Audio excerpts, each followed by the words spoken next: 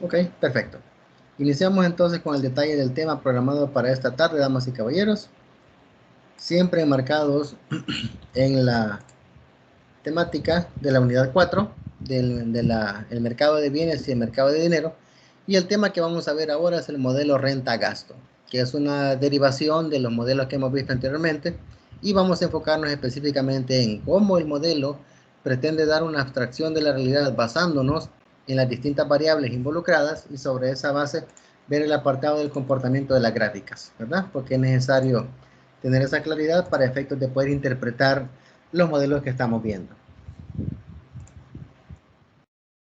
En la semana 10 estudiamos dos aspectos importantes que interactúan como determinantes de la oferta agregada: inflación y desempleo, ¿verdad? Y recordarán ustedes que vimos también la curva de Phillips y otros elementos por ahí, ¿verdad? Identificamos varios escenarios en el fenómeno inflacionario, cuando se puede esperar perfectamente, es decir, cuando se tiene claro que se puede esperar cierto nivel de inflación en determinados momentos, y cuando no lo es. Además, revisamos los principales tipos de desempleo y cómo, aún en situación de pleno empleo, se genera una tasa de desempleo que se considera natural. Que de hecho cualquiera podría pensar cómo es posible que, si consideramos que existe total ocupación de las personas en una economía, suele existir un nivel de desempleo que se considera natural. Y hablamos de natural por el hecho de que, aunque la economía esté en pleno empleo, siempre hay personas que no están laborando. Entonces, eso es lo que nos permitió ampliar ese contenido la semana anterior.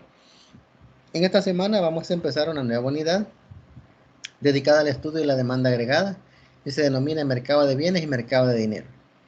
Para introducirnos en esta nueva unidad, empezaremos el estudio de un modelo básico de la demanda agregada, que es el modelo renta-gasto.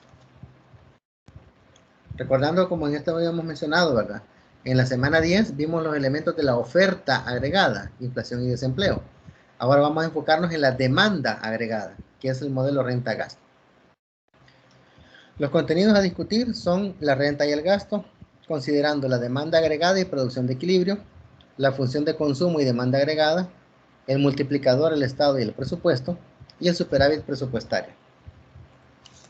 Pregunta directriz: ¿en qué consiste el modelo renta-gasto y cuáles son sus implicaciones para la gestión empresarial? Se recalca ese apartado por el hecho de que siempre tenemos que tener en cuenta que toda herramienta que discutimos en estas jornadas de intercambio de experiencias deben ir orientadas a una utilización práctica. En base a eso, tenemos que saber, además de los elementos teóricos del modelo renta-gasto, qué implicaciones tiene para la gestión empresarial, qué utilidad podemos obtener de esta herramienta en la gestión empresarial. Entonces, una de las preguntas que se consideran básicas en la macroeconomía es por qué la producción fluctúa alrededor de su nivel potencial. Es decir, existe un nivel de plena ocupación y como resultado tenemos un nivel de producción plena, pero en la realidad ese nivel nunca se mantiene constante, se mantiene hacia arriba o hacia abajo. Es decir, que fluctúa. Por lo tanto, tenemos que saber por qué es que pasa eso. Vamos a revisar una primera teoría de estas fluctuaciones de la producción real en relación con la tendencia. La piedra angular de este modelo,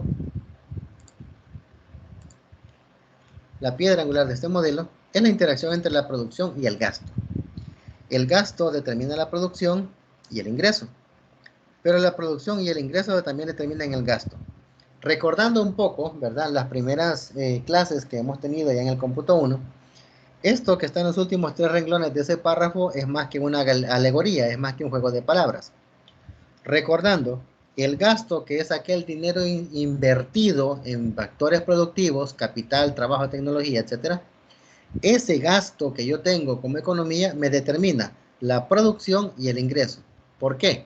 Porque en la medida que yo gasto en factores productivos, yo genero producción. Y en la medida que genero producción y la vendo o la llevo al mercado, genero ingresos. Esa es la dinámica que hay. Asimismo, la producción y el ingreso también determinan el gasto. ¿Por qué? Porque yo produzco bienes, yo vendo bienes, obtengo ingreso. Y en función del ingreso que yo obtengo es que puedo gastar en más factores productivos. Tengo más ingreso, tengo más gasto en factores productivos. Tengo menos ingresos, ocurre lo contrario. ¿Sí? Entonces, recalco esto, recuerdo esto, para que tengamos eso como fundamento del por qué vemos la interacción entre las tres variables: gasto, producción e ingreso. El modelo renta-gasto es la determinación del ingreso basándonos en el modelo keynesiano, que es bastante sencillo y simple, recordando lo que estipula John Maynard Keynes. La simplificación central es que se supone que los precios no cambian y que las empresas están dispuestas a vender cualquier producto, cualquier volumen de producción a un nivel dado de precio. Dado que los precios no cambian, las empresas pueden vender 1 o 1 millón de bienes, porque les es indistinto, porque el precio es el mismo. Entonces, se supone que la curva de oferta agregada es totalmente plana. Recordarán ustedes en los últimos temas que vimos antes de entrar al parcial, cuando vimos el modelo relativo al enfoque keynesiano de la oferta, vimos de que esta partía de la premisa de ser completamente plana u horizontal. Mientras que el modelo neoclásico decía que era vertical, ¿verdad? Que eran opuestos los planteamientos. Recordando un poco, ¿verdad? El porqué del comportamiento de la gráfica. Entonces, la demanda agregada es el volumen total de bienes que se piden en la economía. Recalco, se piden, se demandan, se requieren en la economía. Esa es la demanda agregada. Si se distingue entre bienes demandados para consumo, C, para inversión, I, por el gobierno, G, y las exportaciones netas, NX, la demanda agregada se determina como la sumatoria de los bienes destinados a consumo, inversión, el gobierno y exportaciones netas. Demanda agregada es todo esto. ¿Por qué? Porque todos estos sectores demandan bienes y servicios, ¿verdad? Demandan los que se consumen, demandan los que lo utilizan para invertir, lo demanda el gobierno y lo demandan el hecho de vender al extranjero, ¿verdad? En estas 4 dimensiones. La producción está en equilibrio cuando el volumen producido es igual a la cantidad demandada. Produzco 10 bienes, el mercado me demanda 10 bienes. Ahí estamos con una producción en equilibrio. Así una economía está en producción en equilibrio cuando la producción es igual a la demanda agregada. Y decíamos que la demanda agregada es igual a estos factores que están aquí: consumo, inversión, gasto gubernamental y exportaciones netas.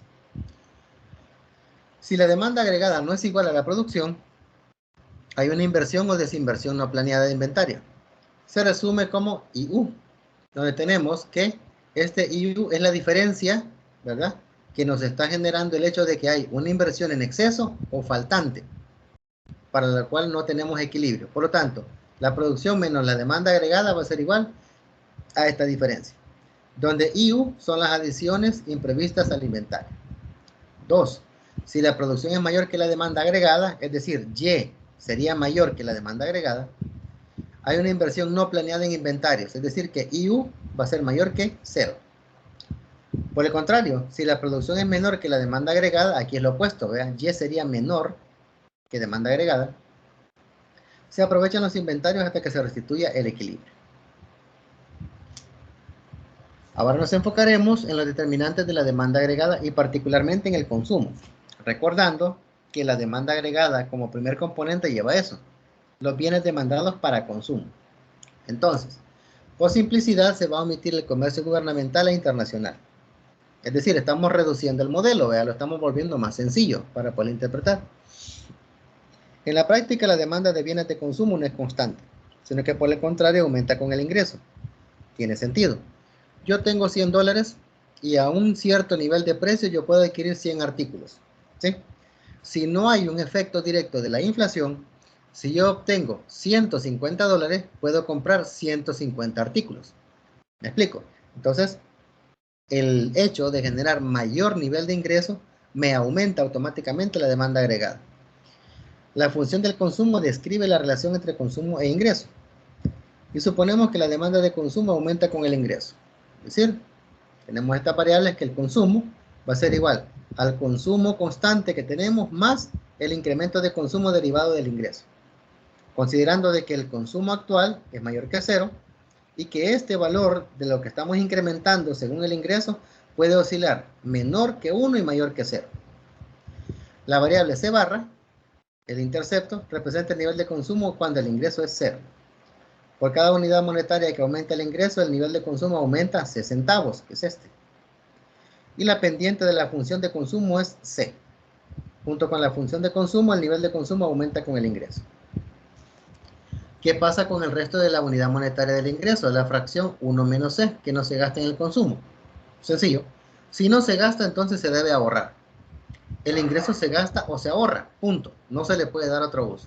Es decir, el ingreso se consume actual o se consume en el futuro.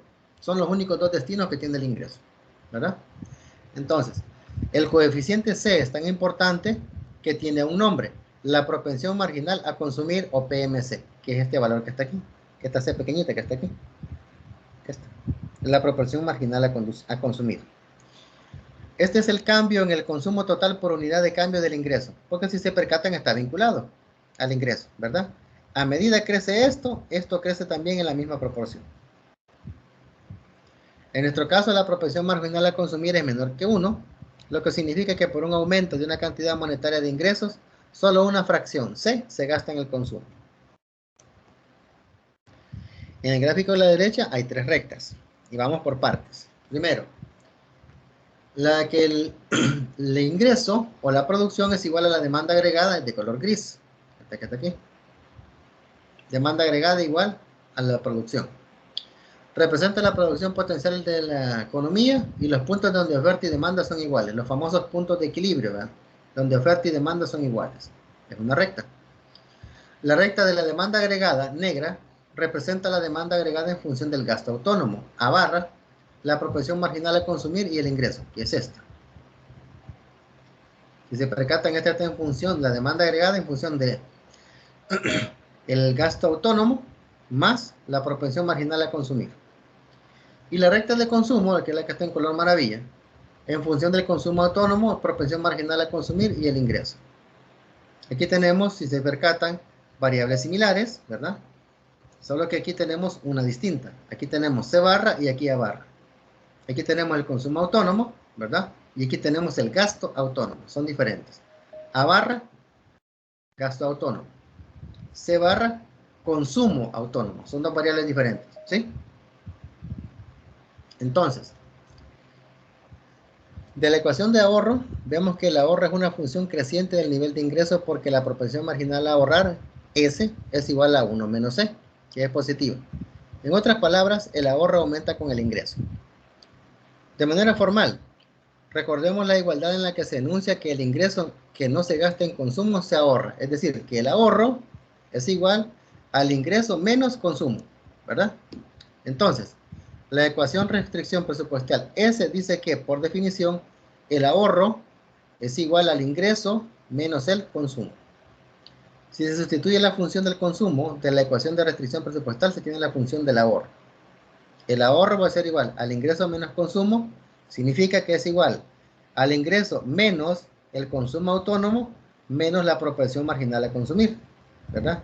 Y como en este caso estamos hablando de que podemos sacar un factor común, tenemos C barra más 1 menos C, que es la propensión marginal, ¿verdad? Aquí la pueden ver. 1 menos C es la propensión marginal a ahorrar. Y esta es la propensión marginal a consumir. Aquí la pueden ver. Son distintas, ¿verdad? Entonces, en la figura de la izquierda, que siempre es la misma, ¿verdad? Que tenemos acá, esta. Aquí agregamos otros componentes para ampliar el análisis. Aquí mostramos la función de la demanda agregada. Demanda agregada y demanda agregada. Parte de la demanda agregada es independiente del nivel de ingreso, o sea que es autónoma, que es esta que está aquí. Que esta que está aquí es esta que ustedes ven acá, ¿verdad? A barra. Pero la demanda agregada también depende del nivel de ingreso. Aumenta con el nivel de ingreso porque la demanda del consumo se incrementa con el ingreso y está reflejado aquí, ¿verdad? Esta partecita, esta colita, que al aumentar el ingreso también aumenta. Entonces, en el nivel de ingreso Y sub 0, el nivel de demanda agregada es DA sub 0, ¿verdad? Aquí tenemos Y sub 0, en este punto. La demanda agregada entonces es DA sub 0, que es la demanda en equilibrio, ¿verdad? Aquí. El siguiente paso es tomar la función de la demanda agregada y la ecuación del gasto autónomo más la propensión marginal a consumir para determinar los niveles de equilibrio de producción e ingreso. Recuerda el punto básico de este tema. El nivel de equilibrio del ingreso es tal que la demanda agregada es igual a la producción, la cual es igual al ingreso. Es decir, la pauta la da la línea gris. En todos los puntos de esta línea gris tenemos que la demanda agregada es igual al ingreso. Solo en el punto E y en los niveles correspondientes del ingreso y la producción, la demanda agregada es exactamente igual a la producción. En este punto, demanda es igual a producción, indistintamente estemos hablando de la proporción marginal del gasto o la demanda y el consumo. Significa entonces que solo en este punto coinciden los distintos puntos de equilibrio de la demanda y el ingreso y la propensión marginal a gastar, el gasto autónomo, aquí en el punto E. Entonces, en ese nivel de producción e ingreso, el gasto planeado, que es esto, ¿verdad? El gasto planeado, aquí, concuerda precisamente con la producción. Es decir, aquí me coinciden dos variables. La variable de cuánto estoy dispuesto yo a gastar en mis factores productivos y los niveles de producción que yo obtengo de factores productivos con ese ingreso, ¿verdad? Entonces, aquí estamos manejando el vínculo de dos variables, de dos ecuaciones, perdón. La ecuación de que la demanda es igual al ingreso y la ecuación en la que la demanda tiene que ver con la propensión a gastar más el consumo autónomo. Aquí. Es el único punto en el que coincide, según el gráfico que tenemos, ¿verdad? Entonces, el equilibrio entre ahorro e inversión se puede ver directamente en la cuenta del ingreso. Si incluimos el gobierno y el comercio exterior en el análisis, tenemos un cuadro más completo, aunque un poquito más elaborado de interpretar, en el que se relaciona la inversión con el ahorro y también con exportaciones netas y el déficit gubernamental. Ahora el ingreso se gasta, se ahorra o se paga como impuestos, es decir, agregamos el hecho de manejar el ámbito gubernamental, el hecho de que además de gastar consumo actual o ahorrar, que es consumo futuro, está una tercera variable de destino del ingreso, que es pagar impuestos, ¿verdad? Que son las fuentes de ingresos del gobierno. De modo que tendríamos entonces que el cambio en la ecuación se vería de esta manera. Y la demanda agregada completa sería esta, ¿verdad? Por lo tanto, la inversión es igual al ahorro privado, más el superávit del presupuesto del gobierno, menos las importaciones netas, o más las importaciones netas si así lo desean, ¿verdad? Aquí estamos, si se fijan, en la misma gráfica, con la diferencia de que ahora estamos ampliando el análisis metiendo el apartado del gobierno y el vínculo externo con las exportaciones. El comportamiento es igual, el punto de corte donde coinciden el gasto total y la demanda junto con el ingreso es el mismo.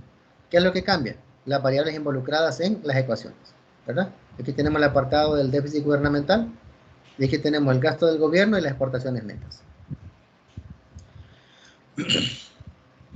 Como el equilibrio, el ingreso es igual a la demanda agregada, parece que a un incremento de una unidad monetaria en la demanda o en el gasto elevaría el ingreso de equilibrio.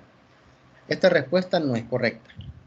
Entonces, ¿en cuánto eleva el nivel de equilibrio del ingreso un aumento del gasto autónomo de la unidad monetaria? Bueno, eso lo vamos a ver a través de una variable, a través de una cifra que tenemos que encontrar.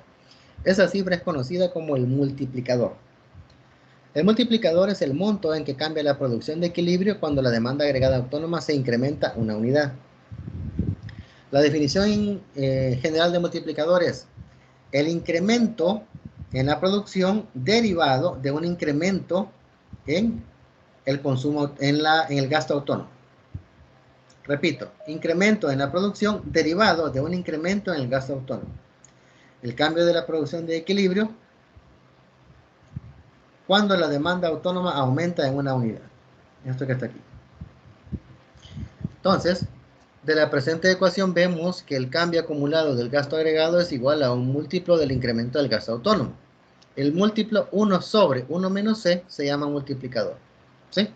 En este caso hay que recordar que el 1 menos C es un denominador que me está generando un factor de descuento. Es decir, la unidad la descuento de este valor que tengo como denominador. Entonces, en una inspección del multiplicador se muestra que cuanto mayor es la propensión marginal a consumir, más grande es el multiplicador, según la expresión que tenemos acá. La razón es que una propensión marginal a consumir elevada significa que se consume una fracción mayor de una unidad monetaria adicional de ingreso. Así se suma a la demanda agregada y produce un mayor aumento inducido de la demanda.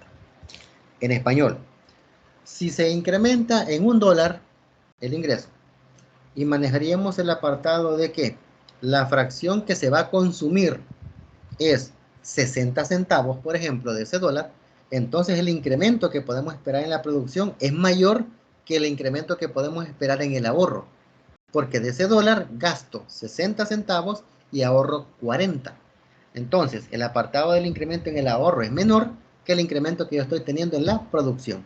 En esencia, damas y caballeros, eso es lo que dice el párrafo que tenemos aquí abajo, ¿verdad?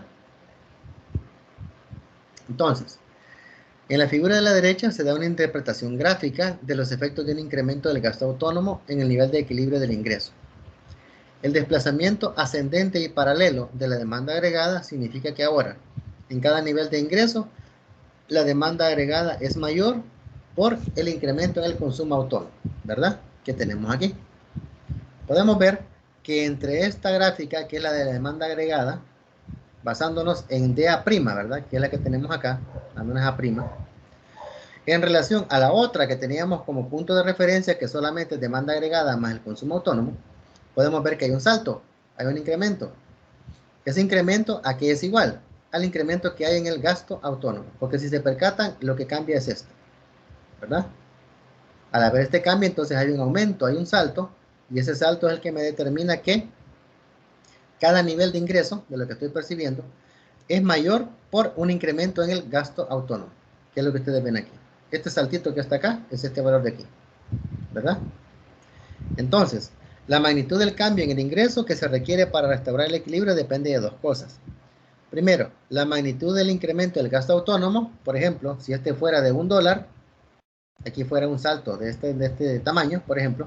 Si fueran $2, fuera el doble, ¿verdad? Y en vez de llegar hasta aquí, llegaría hasta por acá. Y aquí tiráramos el corte de esta ecuación, que está aquí en color negro. Y así sucesivamente, ¿va? Si en vez de $1 fueran 50 centavos, llegaría por la mitad. Y aquí tiraríamos el corte, ¿sí? Entonces, la magnitud del incremento del gasto autónomo es lo que me genera este salto. Mientras más alto, más elevado, ¿verdad? Y segundo, del tamaño de la propensión marginal a consumir. ¿Qué es esto? La propensión marginal a consumir. Entonces, ¿qué sucede o qué participación tiene el gobierno cuando existe una crisis? Cuando hay un problema. Y lo que normalmente se hace es de que, a ver qué hace el gobierno, ¿verdad? La frase común que se escucha. Entonces, cuando hay una crisis, la gente espera y exige que el gobierno haga algo.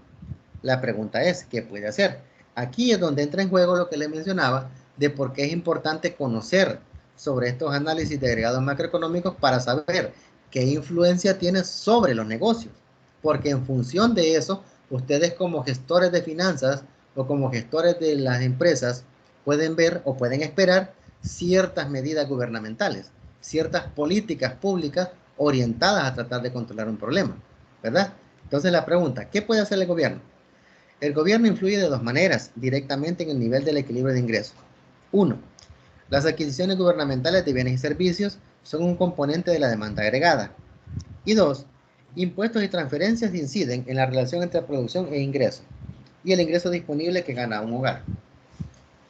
Para ponerlo en contexto, de todos es sabido que en tiempos de pandemia, ¿verdad? El gobierno ha hecho unas compras bastante intensas, bastante fuertes, de alimentos para preparar los paquetes de ayuda, ¿verdad? Para las personas que han tenido problemas para efectos de poder contar con alimentos, producto de lo que es la cesación de trabajos o el cierre de empresas por la pandemia. Entonces, el gobierno, en este caso, como un primer punto, aumentó el nivel de adquisiciones de bienes y servicios, porque adquirió todos esos bienes, todos esos elementos para preparar los paquetes alimenticios. Asimismo, contrató personas para que se dedicaran a estar generando el control y almacenaje de ese tipo de bienes, las entregas de los mismos, además de utilizar los cuerpos de socorro, los militares y la policía. Para efectos de eso, también utilizó gente de protección civil y contrató a otras personas. Es decir, todo eso que promovió, que ese apartado de la demanda agregada cambiara, porque la inversión fuerte que se hizo en eso generó que en alguna medida hubiera algún tipo de activación de la economía. En el caso de esto, ¿verdad? Un primer punto. Y en segundo lugar, impuestos y transferencias que inciden en la relación entre producción e ingreso y el ingreso disponible que gana un hogar. ¿A qué nos referimos con esto? Estamos esperando que producto de todo el déficit que ha tenido que asumir el gobierno mediante la emisión de préstamos para cubrir las emergencias de la pandemia, el gobierno tenga que ver de qué forma busca fuentes de ingreso. Entonces es muy probable que podamos estar a la puerta de la posible implementación de algún tipo de impuesto o el aumento de un impuesto como el IVA, por ejemplo, que dicen que lo quieren aumentar al 15%, ¿verdad? Ese es como el rumor de pasillo que se maneja, entre otras cosas. Es decir, mientras más impuestos cobra el gobierno, menos ingreso va a tener disponible empresas y hogares, ¿verdad? Por eso es que es importante conocer todos estos factores de cambio que pueden haber en la demanda agregada, porque nosotros como gestores de empresas tenemos que saber qué podemos esperar y cómo poder prepararnos para eso. Esto ya lo vimos, ¿verdad? El incremento de compras gubernamentales en bienes y servicios. Esto es lo que probablemente podemos esperar, un aumento en los impuestos, tributos, tasas, etcétera, ¿verdad? Que es como el gobierno genera sus ingresos. Entonces, el último paso en el modelo renta-gasto es una especificación de la política fiscal, que como ya hemos hablado, es la forma a través del cual el gobierno genera el apartado de adquisiciones, transferencias y estructura impositiva. O dicho en otros términos, es la forma en la que el gobierno se financia. Así de sencillo. Entonces, suponemos que el gobierno compra un volumen constante, G, que hace transferencias por un valor constante, TR, y que impone un impuesto sobre la renta proporcional, por lo que recauda una fracción T del ingreso en forma de impuestos. Es decir, hay un nivel de gasto constante, un nivel de transferencia constante. ¿Dónde está el cambio? En el apartado relativo al impuesto sobre la renta. ¿Por qué? Porque el impuesto de qué depende? Del ingreso. Esta T es un valor fijo, es un porcentaje definido por ley. ¿Cuál es el factor de cambio que produce un salto en lo que se está generando como recaudación de impuestos? El ingreso al cual estamos aplicando, ¿verdad? Y esta es una realidad que todos conocemos, ¿sí? La ley de impuestos sobre la renta, artículo 41, determina que el 25% de impuestos se aplicará a ganancias de $100,000 o menos. Ya de $100,000, un centavo en adelante ya es el 30%, ¿verdad? Entonces es un tributo definido por ley, fijo. ¿Qué es lo que cambia? La base impositiva, ¿verdad? Si te percatan, gasto y transferencias se consideran constantes. El impuesto sobre la renta no, porque este depende del ingreso. Entonces, el ingreso disponible, YD, es el ingreso neto disponible para gastar que tienen los hogares cuando reciben transferencias de gobierno y después de pagar impuestos. Así consiste entonces en el ingreso más transferencias menos impuestos. Lo que tenemos acá. Ingresos más transferencias, que serían los subsidios, ¿verdad?, que da el gobierno, menos el impuesto sobre la renta. Ese sería entonces, ¿qué cosa? Ingreso disponible. En la presencia de transferencias, se eleva el gasto autónomo en consumo en la proporción marginal a consumir, derivada del ingreso que se dispone, por el monto de la transferencia. En cambio, el impuesto sobre la renta reduce el gasto de consumo en todos los niveles de ingreso. Es evidente, ¿no? Las transferencias, que son los subsidios o ayudas que el gobierno da, generan una especie de aumento en los ingresos de los hogares. Y estos pueden ser utilizados para adquisición de bienes y servicios. Por otro lado, el pago de impuestos sobre la renta es una salida de fondos que castiga el ingreso y por lo tanto reduce la capacidad de bienes y servicios que se pueden adquirir. Entonces, como la recaudación fiscal y con ello el ingreso disponible depende de la tasa impositiva, el multiplicador de qué depende de esa tasa de impuesto. El sector gubernamental marca una diferencia sustancial. Eleva el gasto autónomo en el monto de las adquisiciones gubernamentales, lo que habíamos visto, y en el monto del gasto inducido deducido de las transferencias netas. Además, la presencia del impuesto sobre la renta aminora el multiplicador. Para efectos de lo que es la presente semana, damas y caballeros, no tenemos actividad programada. Ya tenemos el apartado de la actividad de la semana anterior, ¿verdad? Que estamos ya a la espera de poder empezar a revisar los productos de la tarea que se había solicitado, pero para la presente semana no tenemos actividad, ¿verdad? Aquí están los elementos de recursos complementarios, ¿verdad? Siempre nuestro confiable Dorbush, ¿verdad? En el capítulo 9, ingreso y gasto. Y tenemos 3 videos, que es la demanda agregada, el modelo renta-gasto y su utilidad en la macroeconomía, y la función de consumo y ahorro keynesiano, que les invito a que lo revisen para tener un poquito más de perspectiva, ¿verdad?, del tema que hemos visto. Dudas o inquietudes, compañeros, queda abierto el espacio para que las puedan hacer.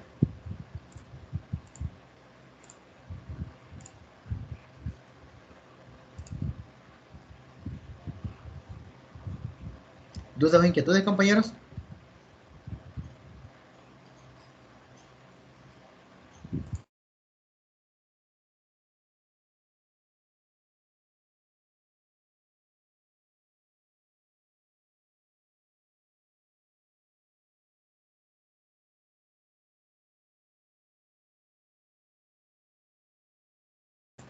Ok, veamos. Eduardo, no, ningún delito. Ok, muy bien.